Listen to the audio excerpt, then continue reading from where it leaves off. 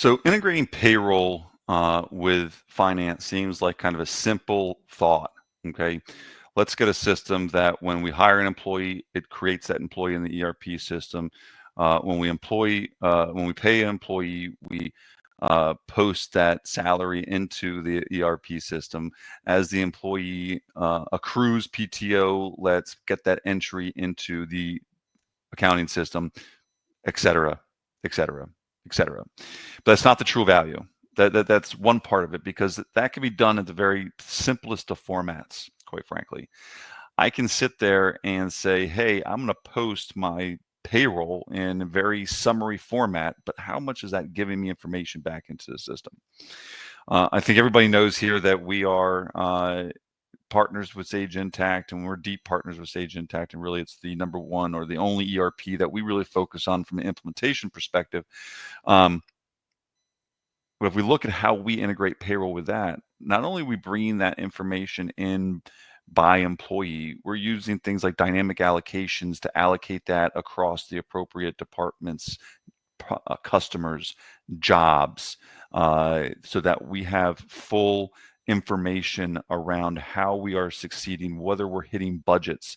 So not only do we have data in there from a time allocation, but a cost allocation that rolls back into budget versus actual reporting, that provides us the ability to look at our performance as an organization, and really, in a lot of ways, our performance as leaders. So, too many people focus on this, say this one person is doing this, and I would argue that a truly well-run firm is run from the top down, meaning that what we exemplify is what the managers exemplify, which is what the rest of the team exemplifies.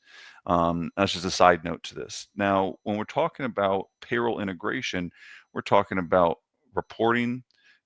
We're talking about compliancy when we're talking about labor laws, whether it's equity information, whether it's in the state allocation, nexus reporting, business registration. All of these things flow into what we're doing.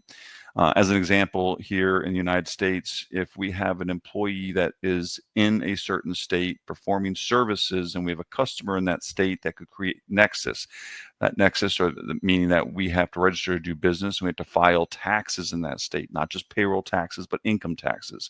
Well, does your organization have a system that flags that as that happens and provides you actionable intel into that, or are you sort of on your heels doing this in a retroactive mentality? Now, I'll be completely transparent here. In some ways, you have to be retroactive. At times, it's just almost impossible to be completely proactive. But where you can put in those processes, it really helps an organization oversee and manage this. And when we talk about going from 20 employees to 50 employees to 100 employees to 200 employees to 400 employees, the scale of complexity actually is exponential. And so if you don't get these type of systems in early and often, and accurate early and often, then you have a much, much bigger challenge to overcome for the organization in trying to do this. And I'm not going to mince words here. In some aspects, we have done this to ourselves, in which we've gotten to a size in which it's much harder for us to implement the processes that we want to scale, because we didn't take the time. It wasn't even about foresight. It was the time when it was a lot easier to get done.